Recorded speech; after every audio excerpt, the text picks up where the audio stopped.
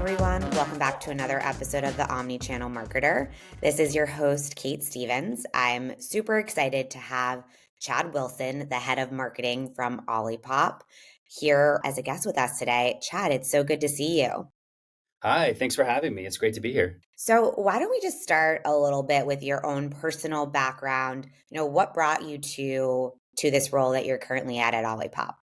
Yeah, so I guess I'll kind of go back a bit to talk about I guess my career, and then I'll talk about when and how I landed here. So I actually started my career on the agency side, and I've spent most of my career in the agency world. And when I started out my career, I got a really think I got a really great piece of advice from an early mentor that was try to learn as much as you possibly can across different verticals and different types of creative and marketing philosophies. And so that's something I really took to heart. And I'm originally from Austin, Texas. So the only sort of shop in town at the time was GSD&M. And so I got a job there after, I don't know, 3 or 4 months of stalking the person that was hiring. And I finally convinced them to hire me because I really, really wanted to work in this world and, just really hit the ground running, started learning. And, it was a very client focused strategic agency. And I learned a lot, it was a great place to sort of cut my teeth. I started out in client service and understanding how the client's business and how it works, and then also learning a bit about the creative world and how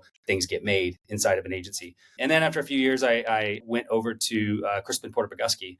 And at the time, they were sort of known for a lot of creating a lot of headlines in pop culture. It was the time of subservient chicken with Burger King and reinventing the king. And it was interesting because I sort of started my career at the beginning of the dot-com boom. And so you had all these like dot-com startups and everybody was trying to figure out what to do with a website and like, how do we send people there and what do we figure out? And so it was really an interesting time to start in advertising because it was sort of the beginning of leaving behind the traditional model and starting to introduce all these new pieces that hadn't existed before. So it was a bit of the Wild West. And then going to Crispin was interesting because they were leveraging that technology in a way that was creating headlines and it was creating engagement among consumers. And it was there was a lot of it was a lot of pop culture creating that. There I worked on Volkswagen and American Express. And then from there I went to RGA in New York City. And it was a little bit different agency in the sense that it was known for a lot of innovation and it was creating things. We were working with Nike to create things like the Fuel Band and the Nike Plus app. So it was a little bit different take on how to reach consumers and how to interact with consumers. And it's sort of, I guess my progression, I like to think it was intentional, but it sort of followed digital trends that were happening at the time. So it's kind of interesting to see that. When I was at RGA, it was when Facebook was just like taking off and brands were desperately trying to get on Facebook and figure out how to interact with consumers. So that's kind of led me all the way up to here. And I actually spent most of my time at RGA and I really, enjoyed my time there. And it's just a great group of people and great creative philosophy. But then left RGA and then ended up and just recently joined Olipop last year. And, I think it's interesting because it's this sort of mix of strategy, pop culture, innovation has really, I think, set me up well for what I'm facing and what I'm dealing with at Olipop, which is a very innovative company working with a very traditional product. And so it's interesting because I'm seeing a lot of through my history. I've been around long enough to see some of these trends come and go. And some of the questions and things we're talking about with like TikTok and influencers and how we use them is very similar to the conversations we had about Facebook and websites back in the day. So yeah, that's kind of how I got here. And I think it's been great. And Olipop's such a great company, and it's I think I really enjoy working for a company that his mission is just to make the world a better place and help people live a healthier and happier life. Talk to me a little bit about the Olipop brand story, how it started versus, what the business looks like today. Yeah, it's a great question. So, we started in 2018, and I think historically we've been about, from a sales perspective, we've been about 50-50 D2C retail. And so it stayed that way for a while and even through COVID, but it's something interesting's happened post COVID. As coming out of the lockdowns and as people started going back out in the world, we started to see retail take off, right? And so we were heavily focused, and we still are. There's still a heavy focus on digital, but we were heavily focused on digital. We introduced TikTok as we were dealing with a lot of the pandemic lockdowns and that sort of thing. And then we've been working heavily with influencers. But as people have gone out in the world and are going back to their previous shopping habits, going into retail stores, not ordering as much online, we're seeing a lot more pickup in retail. So I think something like 85% of our sales are coming from retail.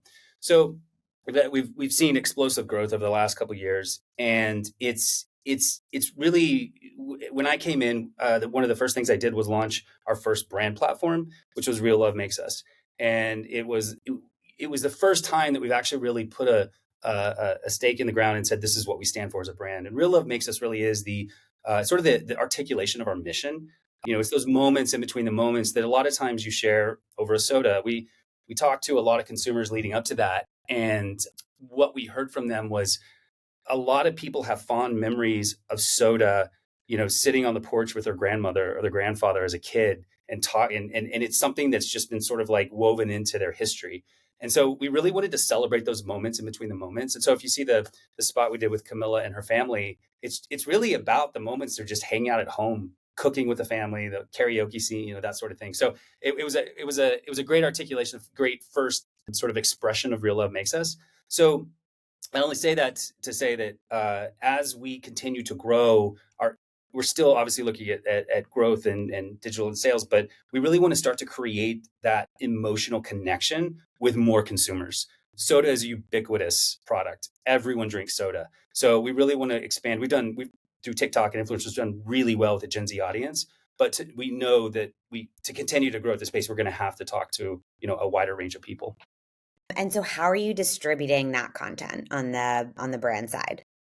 Yeah, so we've taken a look at our marketing mix, and in 2023, for the first time, we introduced TV. And so we had our digital channels and social channels. In 2023, what was new there was we went onto TV, so we were on streaming channels, we were on major networks. We also tested out of home in a big way for the first time in Chicago in October. I think we had about 14 high impact boards around the city of Chicago for the month of October. So we're testing in that way. There's other things we're looking at for 2024 where we learned a lot in 2023, and we're trying to apply those learnings, with this goal of raising awareness to see what channels worked and what didn't. So there's a lot of stuff in the pipeline that we're working. I can't get into in too much detail right now, but there's a lot that we're working on for 2024 that will launch throughout the year. So TV and out of home, both, traditionally more expensive channels to test. Mm-hmm. Two questions there. One is, where is Olipop as a business? What is the right time for a brand to start to test channels like those, like, in your opinion? And then the second question is, how do you think about testing lift, testing like what is successful or not in these channels that are very different than your like Facebook, where you can test a very direct conversion. So what Yeah. does Olipop use as metrics of success for those kind of campaigns? Yeah, so I'll start. So the first question is sort of like when to introduce these types of channels, and I think I think every brand journey is going to be a little bit different. So I wouldn't want to speak for anyone, but I think from my perspective, the reason that we introduced TV at the time we did was because we were starting to focus on more upper funnel messaging, right? Like, so we wanted to reach a much more mass audience, and I think it's early stage startups are trying to show growth and acquire consumers. So it makes sense in sort of the conversion level, lower funnel, to be hitting those. But I think as we're starting to increase our audience, it made sense for us to use TV. Out of home, same thing, right? We went into Chicago with a goal of increasing awareness, and that was the test that we did. So I think as brands continue to grow especially at the rate that we're growing, it just made sense for us to start with a much bigger medium. Nowadays though, it's funny because I've done a few things on TikTok, and TikTok is obviously blowing up as well. There, in some cases, you might actually be able to get the same amount of awareness or even more on channels like TikTok. I think the other piece of that is TikTok is heavy Gen Z. So TV is obviously a little bit older audience, and so we were able to reach them. So there's a bunch of different factors that we looked at when we decided to do that. But again, I think it depends on what the brand's goals are, what they're focused on as far as like when it happens. As far as how we measure it, we are actively looking at raising brand awareness. So that's the big one for our high upper funnel activity, and also brand equity. We're really taking a close eye on brand equity, and it's something that we monitor pretty closely because I think it's something that it's almost like the emotional measure of a consumer and how they feel about your brand. And obviously you want to see it go up, but it's interesting to see reactions to some of the newer content that we put out. and how consumers have reacted to it. We actually, for the out of home Chicago test we looked at awareness and brand affinity, and in both cases we saw them break industry benchmarks. So I think the industry benchmark for affinity was around 50%, and we saw like an 80%. So it did pretty well. But again, I think it goes into the placements, the creative, and what we're saying at the right time. So the difference between brand awareness is, brand awareness, just to help me understand the definitions, is that I'm aware of what Olipop is. That's And correct. then equity is how good I feel, how positive or not I feel about the brand. Yeah. So brand awareness is just, are you aware of this brand? Equity, there's a few things that go into it. It's quality, it's momentum. Do you feel like this brand's going somewhere? Would you consider this brand? So there's a few things that go into equity, but it's essentially sort of like the consumer's perception of your brand. Yep. Okay, that's helpful. So, obviously more mature, high growth brand at this point. I still consider Olipop a startup, but you're definitely reaching more of this maturity stage than, the pure emerging brand that it was a couple of years ago. I'm curious how you think about structuring your team because, Mm. you really are this omni-channel brand. You have this digitally native side. You have, retail making up the vast majority of your sales now. Yeah. Like, what are the different divisions of your marketing team and how do those work together? Because something that I've seen personally is that some of the brands that some of your existing brands have separated those teams in a way that, like, the digital team is in has very different KPIs and goals than the retail teams. And so I'm curious, like, as you talk about those different teams that sit under and touch marketing, how you think about the respective KPIs working together for this, for a broader omni-channel brand. Yeah, it's such a great question, and I feel like it's something that we talk about a lot. And I think what it comes down to for me is putting to the like thinking through the consumer journey first, right, and putting the consumer at the heart of how you establish your team. I think some of the in my experience, what I've seen not work. I'll start with that is Hmm. when companies set up their internal teams, or sorry, when the work that's coming out to the consumer is a reflection of how the teams are set up internally. So you have a lot of silos. There's a lot of different messages in market, right? Because everyone has their own KPI and they're all working against it. And so that's one of the big takeaways I think from my experience on the agency side was put the consumer first. What is the consumer journey? And then how do we build a team inside that works along that consumer journey? And so you're right. We started out with, you have a sort of a shopper marketing team that's focused on acquisition and digital, and they're looking at conversion. And as we start to sort of augment with, consideration and awareness, and we think about like the teams that are going to create the more emotional content, how is that going to flow all the way through, right? So that's how we're looking at it. I'll tell you right now, we haven't completely figured it out, and we're still working through it. And I think it's something that we're going to continue to work through. It's going to be almost like a continual work in progress. We'll get closer to perfection, Hmm. but we're never going to be there, right? Because the landscape constantly changes.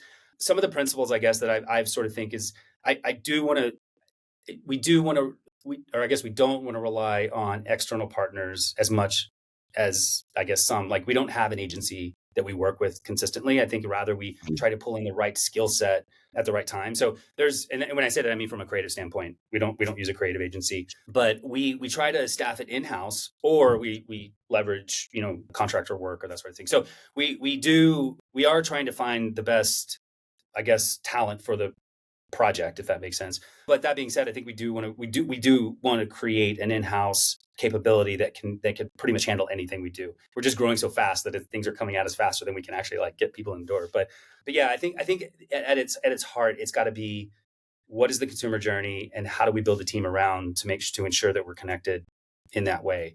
As far as KPIs go, what we're sort of doing internally is, at the highest level, we're looking at brand awareness, we're looking at equity, like I talked about. But as we go through the consumer consumer funnel, we're thinking about how those KPIs work together. So the shopper marketing team might have different KPIs, and they should, because that they have a different goal. But we ideally would see like everything sort of rise at the same time. So we're not necessarily changing goals as we start to build a new team. We're just trying to make sure that they all work together. Hmm. I really like your perspective of thinking about the consumer journey when, aligning that, because I think that that's honestly the right answer in my opinion. A related but different question. There are obviously, different channels that you sell through, afford you different data, and different levels of communication with that customer. D2C obviously being that gold standard of the level of data and communication that you can get. And then, Amazon marketplaces, retail being very, very different. Yeah. So one, like, what data sets are you using for the retail channels to kind of, build up what you know about your customer from those channels? And then, related question, how do you think about bridging that consumer experience and bridging that customer across the different channels, knowing that the customer shopper journey is often going to touch many digital and IRL touch points? Yeah. So I'll start with the second question you have there as far as like bridging the gap between the two. So we have a profile of our shopper, right? Like we know what's in the basket. We know how often they buy, the number of items they buy, that sort of thing. So we do have those profiles. As we started to augment with adding on sort of this brand awareness piece, we've created this sort of aspirational design audience that we're going after. And so what we're actively doing now is starting to marry those two to see. We're always going to keep an eye on those two to make sure that they're close together. I know a lot of times with brands, there starts to become a bit of a fissure between the two. So you're talking to this group and your shoppers look like this and they're totally different. So we're actively trying to keep those two together. And it's something, again, like this audience is fairly new that the aspirational design audience we're talking about is fairly new, but we see that as the best opportunity to expand the number of consumers in the funnel and as they go through the consumer journey. As far as data that we have, like I said, we have profiles of the shoppers, so we know what they're buying, we know how much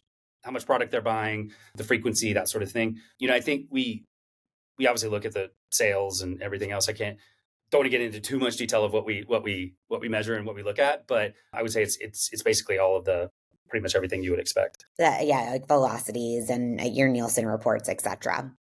That makes a lot of sense. So curious, some companies will try to calculate some sort of lifetime value of the customer across all channels.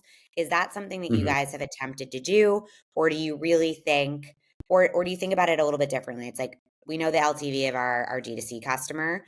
We know that our D2C customer also will shop us in retail, and thus we have, some sort of estimate. I guess, what I'm asking about is, like, have you tried to put any sort of data behind the value of your omni-channel customer, if you can? And if you can't, like, how would you think about that?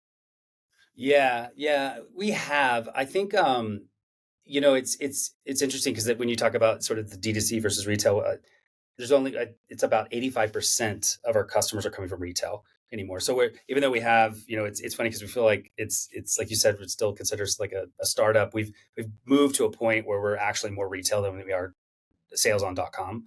As far as lifetime value, we have started to look at that. I think it's something that we're still looking through. It's crazy. We've actually like grown so fast over the last 12, 24 years, 24 years. We wish we were there around that long, 24 months, that we've actually been moving at a rapid pace, but the teams are working on that.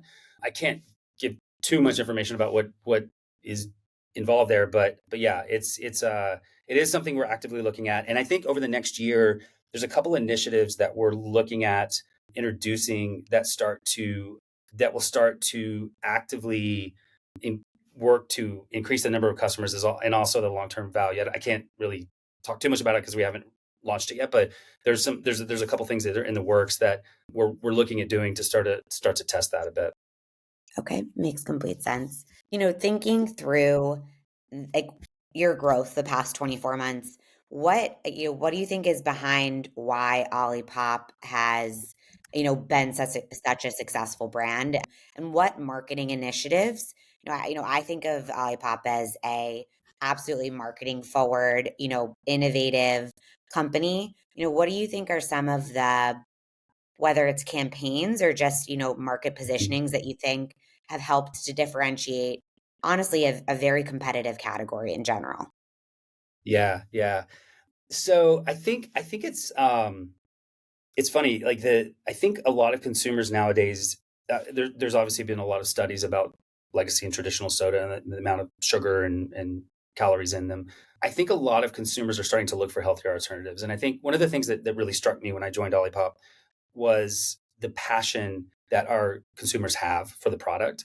It's there's a couple things I think, from statistically speaking, 10% of our customer base has completely shifted from traditional soda. So they've stopped drinking traditional soda and replaced their habit with, or replaced their soda with Olipop.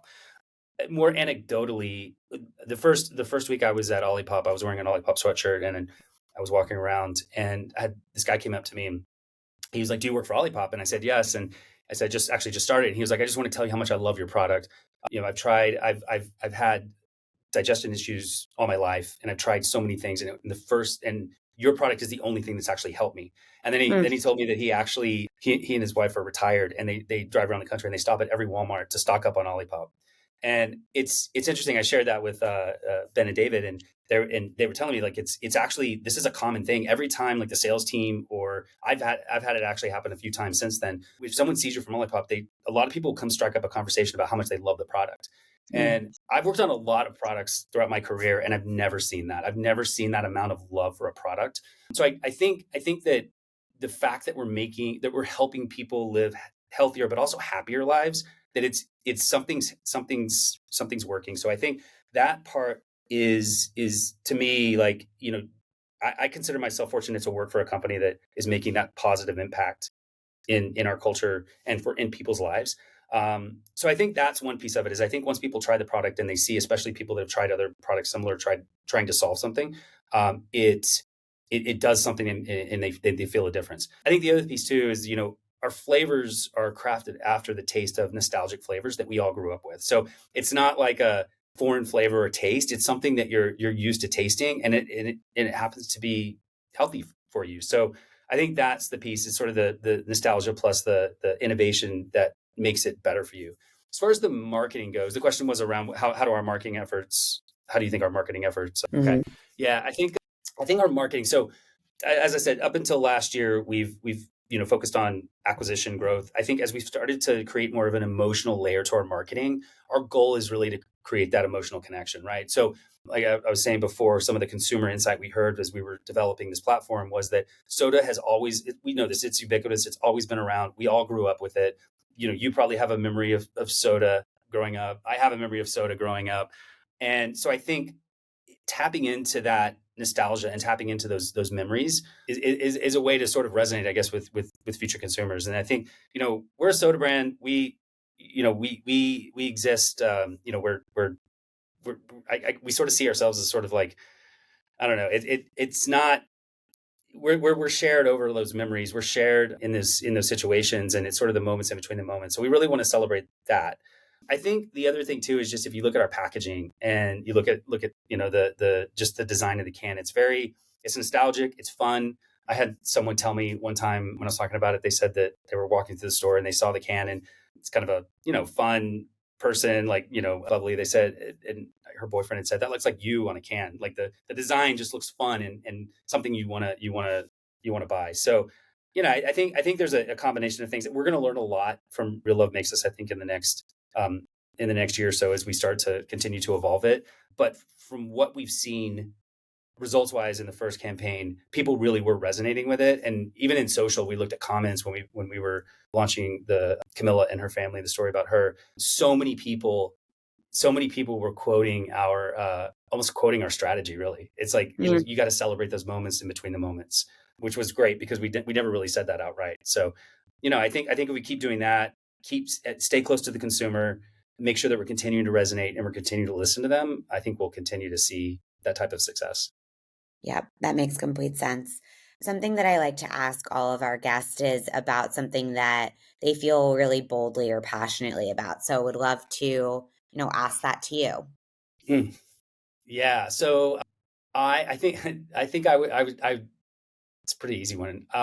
For me, I think it's staying close to the consumer. I see a lot. I mean, throughout my career, I've seen a lot of teams get further and further away from the consumer and not really understand what the consumers are going through, what their life's like about them. We talk a lot as a marketing team about making sure the consumer's in the room all the time, and we always know what the consumer what would resonate with them. And we do some of the things we do, like we have marketing offsites. We'll go to a kind of go around cities around the country, but we'll go into stores and we'll talk to consumers. We things like going along with the sales team and hearing stories from the consumers.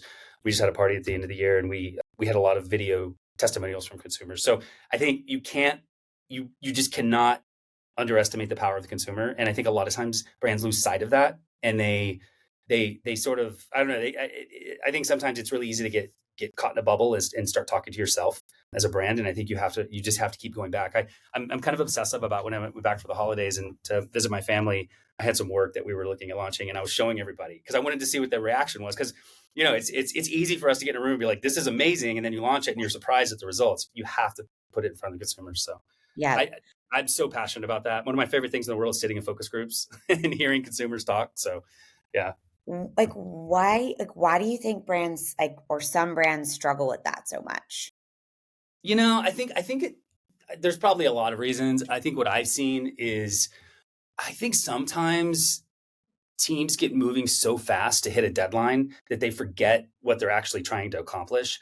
And I think sometimes it's really hard because everything moves so fast nowadays, right? Like it used to be. Yeah. I mean, you watch an episode of Mad Men, and the amount of time it took to get something out in TV or print, it took forever. But nowadays, like things move so fast, and there's this feeling if you don't get it out there, you're going to miss something. And I think it's worth it. You do have to stop and think, like, is this going to resonate? And I Yeah. think I think that's a bit of it. I think it could be a situation where, maybe whoever's running the marketing team might say, this is what I think, and this is what we do. And everybody just kind of does it. And maybe people don't question it. I try to create an environment where, I'll express my opinion, but if someone disagrees, I want to hear it. Like you know what I mean? Like, let's talk about it because I don't know the answers to everything. So let's figure it out.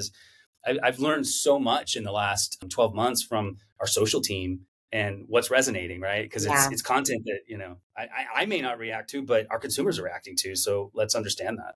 Yeah. Makes complete sense. So moving into the lightning round side of the podcast. So just, favorite omni-channel brand. 10,000.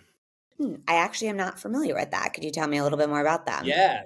I am a avid Barry's member, and I go like 6 days a week. And so I am constantly on the lookout for athletic gear. 10,000 is an apparel brand that I discovered maybe right after the pandemic. And I can tell you, I've tried everything. I've tried every athletic brand you can imagine from an apparel standpoint.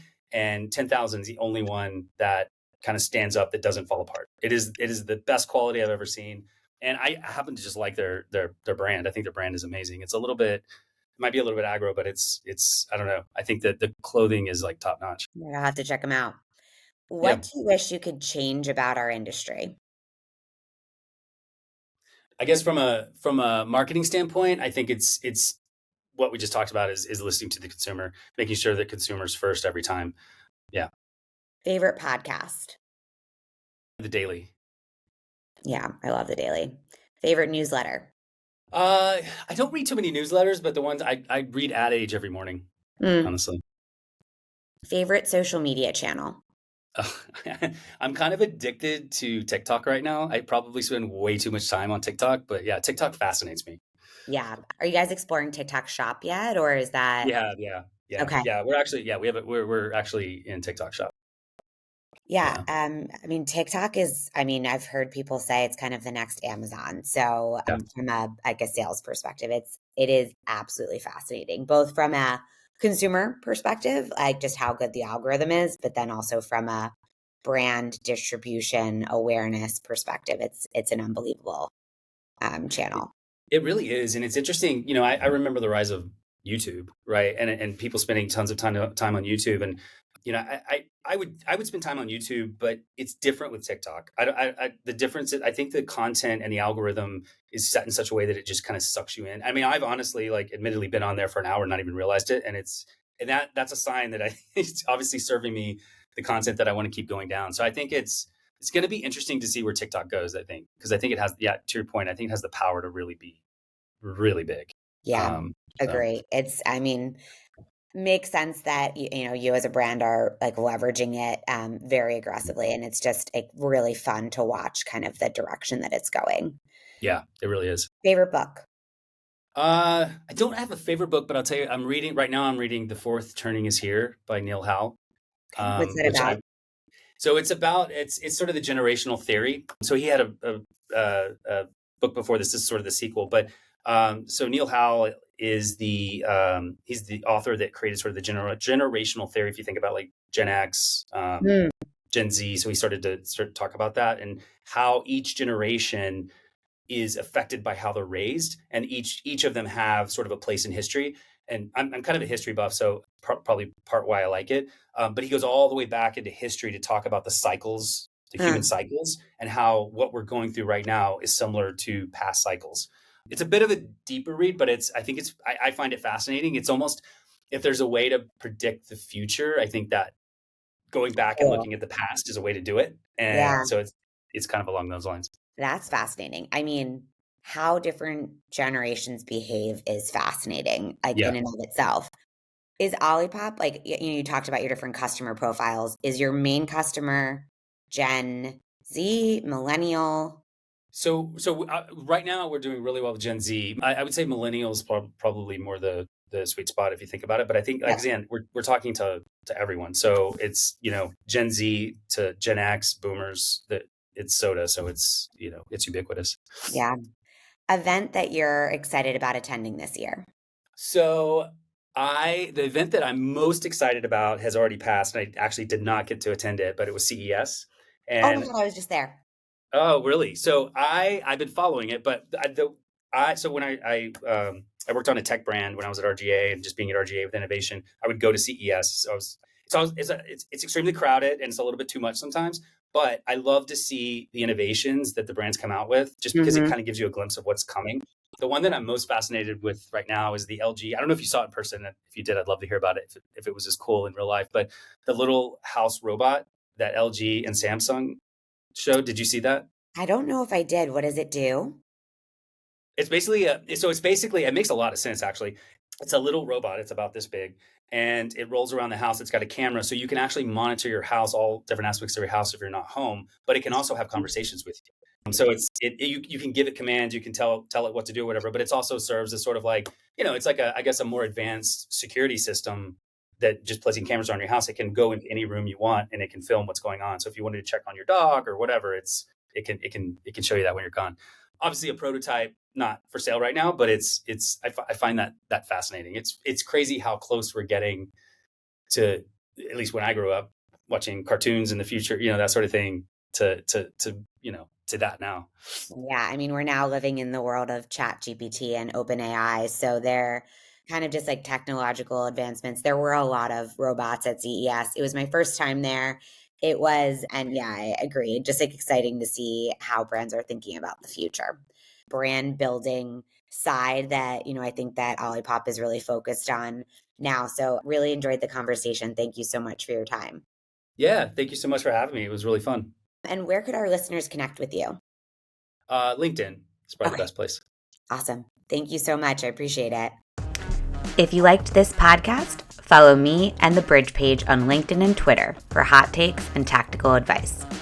If you really loved today's episode, we'd love a review on the podcasting platform of your choice, Apple Podcasts or Spotify. Thanks for listening.